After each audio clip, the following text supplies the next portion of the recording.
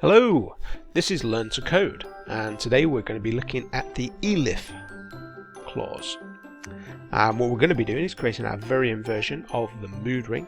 So the mood ring would change colour at random, and based on that colour it would supposedly tell you what mood you were feeling. I think it actually worked on body heat, so it wasn't really anything scientific, but we're going to have a go of it anyway.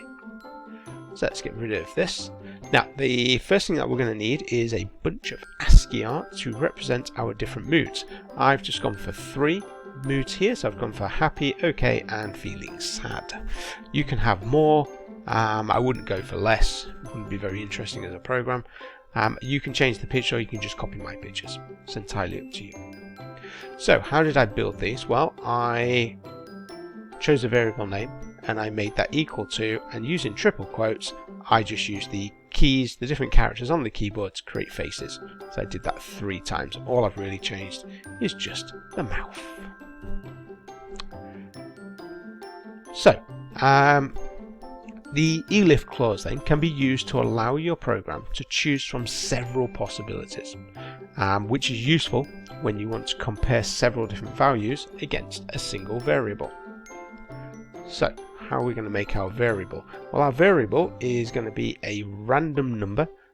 We've got 3 faces, so it'll be a random number, 1, 2, or 3, or 0, 1, 2.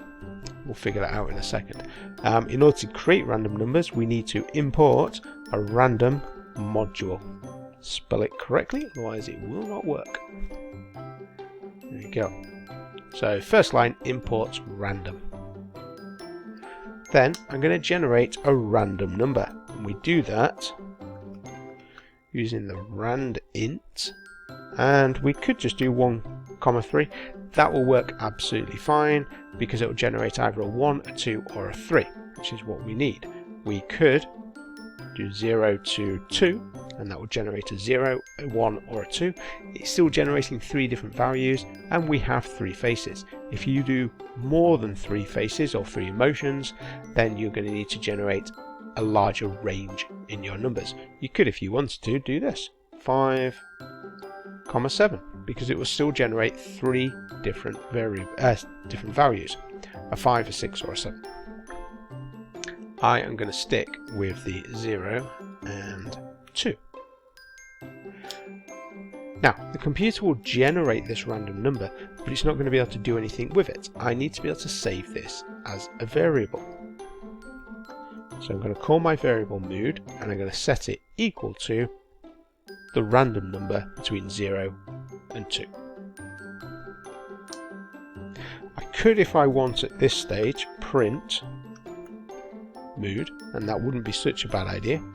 And I can run this program, so it's generating a 1, a 2, a 1, a 2, a 1, a 2, a 1, 2, 3.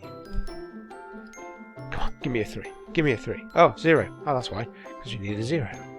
0, 1, or 2, because I set the range between 0 and 2. I've done this before, but I didn't do it with that range there. Now, if I'm happy with that, I can just hash that out, so it won't actually print that, but I'm not going to get rid of it. Next, we're going to use an if statement to see if mood is equal to 0, and if it is, we are going to print happy. So it's not going to say happy, it's going to find the variable happy, which is this, and it's going to print this face. Then I'm going to use my Elif clause, and I'm going to say if mood equals 1, then print. Okay, and finally we'll do an Elif for the final one, equals 2, and then we will print sad. Oops. There we go. No. Don't you just love replit? Alright, let's see if that gets rid. It worked. Let's see what happens. There it is. It is working. We've got a happy face, we've got an okay face, we've got a happy face, we've got an okay face. Can we get an unhappy face, a sad face? Should be sad face. There we go.